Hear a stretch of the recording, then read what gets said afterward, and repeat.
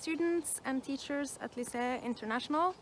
My name is Guro, and in this video I'm going to tell you a bit about a place called Utøya, which is a little small island in Tyrifjorden in Norway.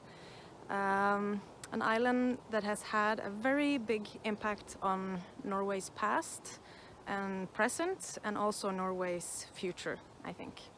So I am now at Utøya, as you can see here, and I'm going to talk to you a bit about what place Utøya was before the terror attack that happened the 22nd of July 2011, and a bit about the terror attack itself, and also about what kind of place Utøya has become today.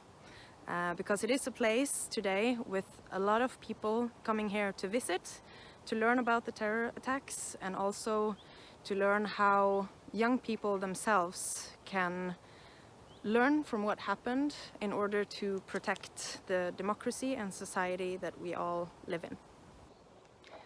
What most people think about when they hear Utøya is, of course, the terrorist attack. But not what everyone knows is that Utøya has a very, very long history of political engagement and activity, especially among young people. In 1950, the labor youth organization, AUF, received this island as a gift from the labor movement in Norway. And ever since the 50s, this place has been a place where young people have come together to discuss, to disagree with each other, and to shape the future. Because the Labour Party in Norway has been the biggest party in Norway since the 50s. So the party, both the Labour Party and the Youth Party, has had a very strong impact on how Norway has been shaped. And where I'm standing right now, this is Bakken, it's called the hill in English. It's a place where young people have sat and discussed, and this is the stage where the leaders come. Prime ministers, health ministers, young leaders have come here to speak, and young people sitting here on the ground has been outspoken about things that they disagree on and what they would like society to be. The day after the terrorist attack, the Labour Youth Party went out in the media and said that we want to take Utøya back. We want to go back to Utøya and have our youth camp there in the summer again one day. And to understand why this was so important, it's important to know how much Utøya has meant to very many young people. And it could be people coming here to be politically active, but it could also be a place where they met their friends, or they met the love of their life, or they made the memories that they best remember from their youth. So it was very, very important, especially for many survivors, to be able to come back here and take Utøya back. Because the terrorist, Anders Behring Breivik, he should not be able to steal this place from these people. On the 22nd of July 2011, there were 564 people at Utøya. And when they heard about the bomb in Oslo, there was a very big need to get information. And there was set up an information meeting at the cafe building. And the 22nd of July was a very rainy day. So after the meeting was over and the kids have gotten information about what happened, and they had called their families and friends who were in Oslo maybe to hear what they had to say and that they were safe, many of them stayed in the cafe building. And a bit before 5:30 on the evening, the terrorist arrived at Utøya. He went to shore here, and one of the first places he went was to the cafe building. And at this point, there were very many young people present in the cafe building. And in this building, 13 kids were shot dead. And in the aftermath of the 22nd of July, there was a very big debate on what should happen to the cafe building. Because nature has a tendency of healing its own wounds. So even though there were gunshots in some of the trees, that would heal over time. But in the cafe building, there were bullet holes in the wall that would never go away. So for the Youth Labour Party, many of them wanted to get rid of the cafe building because they wanted to take Utøya back. And they wanted to be here at the tent square where they put up their tents. They had bonfires here in the evening, singing with their guitars. They wanted to take Utøya back, so they couldn't really see how this would work with the cafe building standing there as a constant reminder and a dark shadow of what happened the 22nd of July. On the other hand, you had the parents of those who died in the cafe building.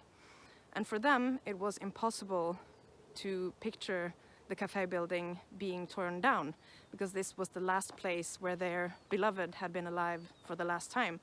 And it was also a big comfort to be able to come back to the cafe building, to put down a rose and to have a moment to remember. So this was a very, very difficult conversation with many strong opinions, many strong emotions. And the result of this conversation you can see behind me right now. This is hegnhuset, and that's a very Norwegian term, but to hegne means to hold something, to protect something. And in this building we have some poles around here, you can see them. There are 495 of them going all around the building. And on the inside you have 69 poles reaching from the ground and holding up the ceiling. And this represents the 495 people that survived that day, who are holding and guarding the 69 people who were killed. And inside this building, inside hegnhuset, parts of the cafe building has been kept. So the parts of the cafe building where people were shot dead and found, or some parts where very many people survived, has been kept. And we also call this the new space, we call it the Democracy Workshop. And we have called it this because in a workshop, what do you do in a workshop? You fix something, you make something. And what we're trying to communicate to youth coming here to learn about the terrorist attack and to learn about democracy is that, yes, the 22nd of July destroyed something in us, and Utøya will never be the same again. But we should learn from what we know happened that day and try to make the democracy even better, and maybe fix those parts that were destroyed that day. The process after the terror attack, 22nd of July 2011, was a very hard one. There were very many different opinions about what kind of place Utøya should be and could be. You had some people thinking that Utøya had to be shut down. We could not have a youth camp here anymore, and it should be more like a museum maybe, that you could come and learn about the terror attacks. Other people meant that it had to become a place of youth engagement once again. And that is what has happened. Utøya today is a place where young people from all across Norway and also from abroad come to learn about the terrorist attack and also to engage in politics and in democracy. Actually, it has never been more people coming to Utøya to show their resistance against hate, to racism, to bigotry, to sexism, and all other things that could potentially be a threat to our society and our democracy. Since 2015, Utøya has again been a place for political summer camps for the Youth Labour Party, AUF. In addition to AUF, many other political and non-partisan organizations also have had their summer camps here, and there is a lot of activity during the whole summer. In addition to this, there is also a lot of things happening here during the rest of the year. Utøya is a unique place to remember, to learn, and to engage. Every day, youth from all over Norway come here to learn about how they can contribute so that something like the 22nd of July will never happen again. Some students are lucky enough to stay at Utøya for 3 whole days at what is called the Democracy Workshop. In this workshop, they get to know Utøya as the amazing place it is. They make friends, discuss, remember, and learn. They receive training in how to stand up against hate speech, how to disagree with one another in a respectful way, and they explore how they can be active citizens with democratic values. They also get a deeper understanding of what happened on the 22nd of July and why it happened. The goal is to strengthen their democratic knowledge, values, attitudes, and skills. By being here, they are standing up against hate and anti-democratic values, and they are all being part of the process it is taking Utøya back.